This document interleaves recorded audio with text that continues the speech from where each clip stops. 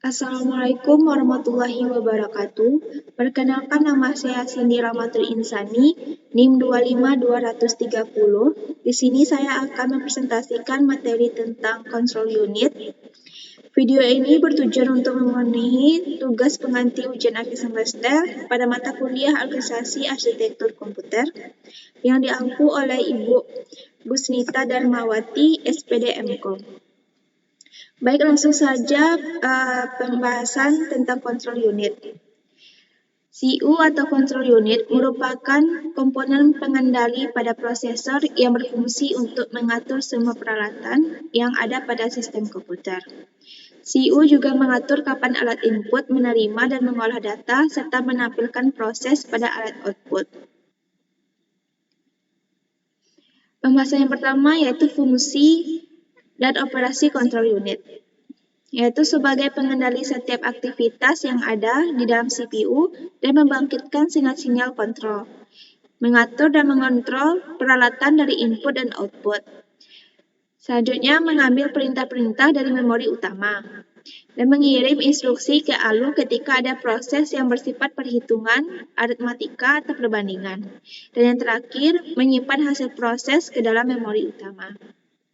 Pembahasan selanjutnya yaitu micro operation. Ada 4 register dalam fetch cycle. Yang pertama, memory address register atau MIR, terkoneksi dengan bus alamat atau address bus. MIR melakukan spesifikasi alamat untuk operasi baca atau read dan tulis atau write. Yang kedua yaitu memory buffer register atau MBR, terkoneksi dengan bus data atau data bus, menyimpan data untuk ditulis atau menyimpan data terakhir yang dibaca. Yang ketiga, program counter atau PC, menyimpan alat instruksi berikut yang akan diakses. Yang terakhir yaitu instruction register atau IR, menyimpan alamat instruksi terakhir yang diakses. Jenis siklus dalam siklus instruksi. Yang pertama, fetch cycle, siklus pengambilan.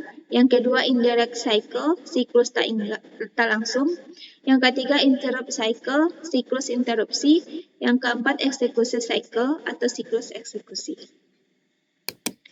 Selanjutnya, pembahasan tentang fetch cycle. Fetch cycle adalah siklus pengambilan data ke memori atau register. Berikut adalah contoh aliran data siklus pengambilan fetch cycle. Urutan kejadian selama siklus interupsi tergantung pada rangan CPU. Yang kedua, asumsi. Sebagai CPU yang menggunakan register memori alamat atau MARI, register memori buffer atau MBR, pencacah program PC, dan register instruksi atau RI. Tahapannya yaitu tahapan pertama membaca alamat instruksi, selanjutnya dari PC, kemudian memindahkan alamat tersebut pada MIR, satu-satunya memori yang terhubung langsung dengan jalur bus. Tahap kedua, melakukan copy data dari jalur data bus berdasarkan address yang terdapat pada jalur bus dan selanjutnya disimpan pada MBR, menambahkan counter pada PC. Tahap ketiga, memindahkan isi instruksi dari MBR ke dalam IR atau membebaskan sementara MBR dari siklus instruksi, yaitu TI1 MIR lebih kecil dari PC, T2 MBR lebih kecil dari memori, PC lebih kecil PC tambah 1. Tahap ketiga IR lebih kecil dari MBR, di mana TI1, TI2, dan 3 merupakan unit waktu yang berdurasi sama dan berurutan. Selanjutnya, siklus indirect. Siklus tak langsung atau indirect cycle adalah eksekusi sebuah instruksi yang melibatkan sebuah operan atau lebih di dalam memori, yang masing-masing operan memerlukan akses memori. Pengambilan alamat-alamat tak langsung dapat dianggap sebagai sebuah subsiklus instruksi atau lebih tahapan siklus indirect. Penjelasannya, n-bit penyimpanan pada MBR yang berisi referensi alamat dipindahkan ke MAR. Unit control meminta pembacaan memori agar mendapatkan alamat operan yang diinginkan ke dalam MBR.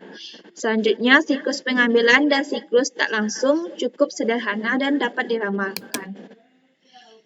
Selanjutnya tentang interrupt cycle, suatu permintaan khusus kepada mikroprosesor untuk melakukan sesuatu. Bila terjadi interupsi, maka komputer akan menghentikan dahulu apa yang sedang dikerjakannya dan melakukan apa yang diminta oleh meninterupsi. Kemudian berikut adalah penulisan siklus interupsi secara simbolik. Aliran data siklus interupsi ICPC saat itu harus disimpan sehingga CPU dapat melanjutkan aktivitas normal terjadinya interupsi. Yang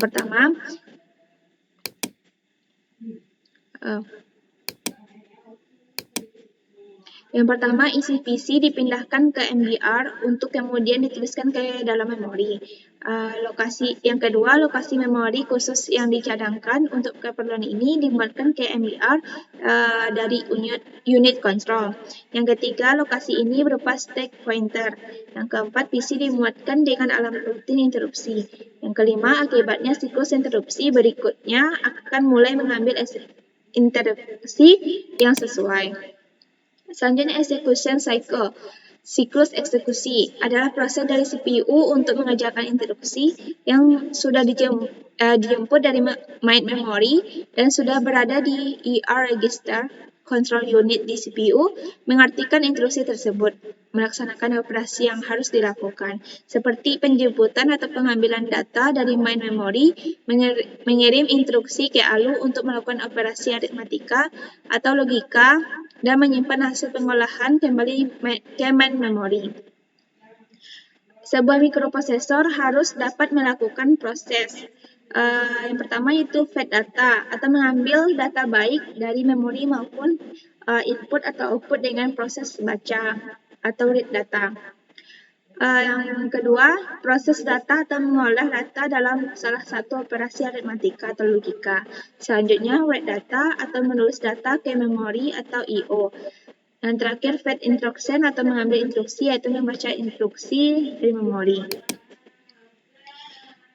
Nama selanjutnya yaitu I/O pada unit control. Yang pertama, input atau masukan. Pertama ada clock, berfungsi untuk sinkronisasi operasi antar komponen komputer, termasuk juga unit control. Yang kedua, instruction register, atau yaitu kode instruksi saat itu digunakan untuk menentukan operasi mikro yang akan dilakukan selama siklus eksekusi. Yang ketiga, flag, yaitu flag ini digunakan untuk control unit untuk mengetahui status dari CPU. Yang terakhir, control signal to control bus, yaitu memberi jalur ke unit control, khususnya sinyal interrupt, ada back acknowledgement. Yang selanjutnya itu output atau keluaran. Pertama, sinyal kontrol dalam CPU atau kontrol sinyal in CPU, yaitu output ini terdiri dari dua macam sinyal, yaitu sinyal-sinyal yang menyebabkan perpindahan data antar register, dan sinyal-sinyal yang dapat mengaktifkan ALU, Arithmetical Logic Unit, yang spesifik. Yang kedua, control signal to control bus, yaitu output sinyal ini juga memiliki dua macam sinyal, yaitu sinyal kontrol bagi memori dan sinyal kontrol bagi modul-modul I/O. Begini gambar I/O pada control unit, ada flag, clock, dan di sini instruksi register, control signal with CPU, with control signal from control bus, control signal to control bus. Sini control bus. Mungkin hanya itu presentasi dari saya. Terima kasih.